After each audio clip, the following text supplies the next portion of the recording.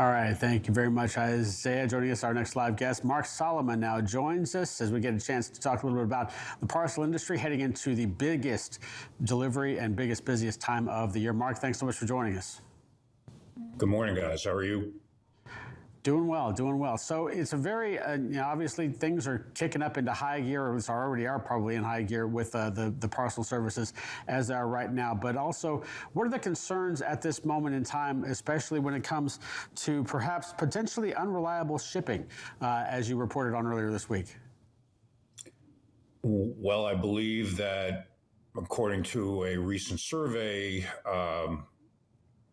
a number of consumers, or I think 1,300 consumers were surveyed. Nearly half question the reliability of deliveries for their Christmas orders. Mm-hmm. And what it's doing to some degree is it's moving people back into the stores where they don't have to worry about deliveries. They get it right then and there. On top of that, they generally have hassle-free returns in the stores.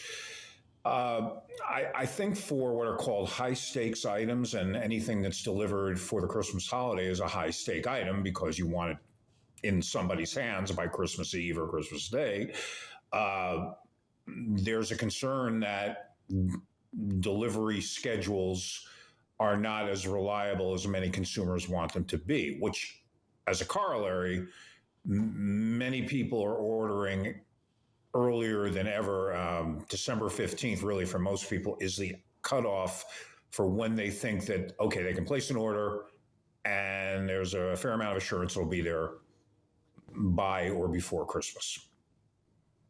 And so when we're looking at this, are we expecting that there's going to be any kind of slowdown in people ordering online, or are they just looking to get their orders in a little bit earlier now?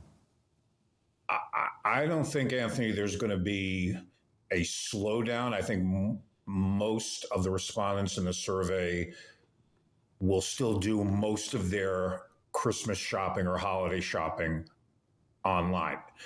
I just think there's again, it's based on the survey respondents. There's just some doubt as to how reliable the delivery performance will be. But yes, there's more early, there's shipping and shopping earlier than ever. Many promotions have been moved forward or pulled forward into as early as October. So for many people, their Christmas shopping is at least half done, if not more. So, Mark, is there any indication as to why they're perhaps doing this, or then maybe is this a reflection of Christmases past, where they thought that obviously there was so much demand, there was so much traffic that, again, orders had to be placed earlier if you were going to get that? Is that just a reflection of that, or is it basically misplaced a misplaced idea that this is not really true, but since the public believes that this is where they're going to behave? I think there's going to be less traffic this year. Inflation has taken a bite out of budgets. People have a lot of goods. They have ordered a lot of goods during the last 2 years. I believe that you're not going to see the same intensity of holiday online shopping. That doesn't mean that people won't shop. They're just going to go back to the stores at perhaps a higher activity point than they have in the last 2 to 3 years. And Mark, while we're on some of that topic of inflation, can you talk to us about some of the changes that's going to be happening in surcharges around this time of the year? Well, surcharges are in place. If you're talking about the peak surcharges, there's a lot of capacity out there. Consultants have advised their customers to hit back on surcharges, see if they can reduce them, if not eliminate them altogether. Probably not eliminate them, but reduce them.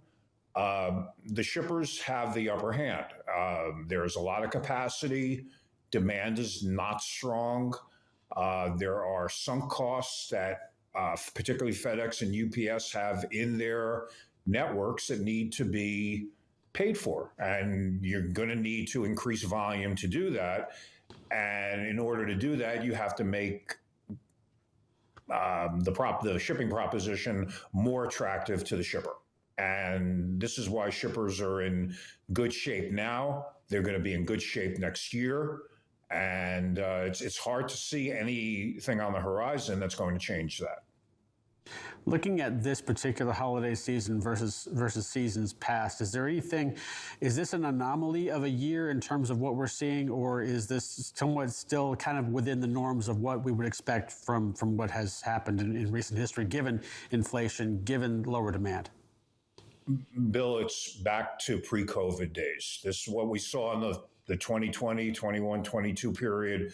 Those were the outliers. What we're seeing today is a return to what would be considered normal volumes, as if a pandemic never happened. And Mark, there also seems to be that we're not over the hump yet on some of the talks around potential strikes. Can you tell us about a small one that might be popping up, or some talks around a small hub that's popped up not too long ago? Late yesterday, the Teamsters issued a statement saying they are prepared to strike UPS at its Louisville operation. Its primary air hub is in Louisville, called Worldport. They have a smaller ground hub called Centennial. As the story goes, and we picked this up late yesterday, and there aren't a lot of details, 35 UPS employees, specialized workers as they were called, organized to join Local 89, which is the Teamster local in Louisville. This happened in the fall.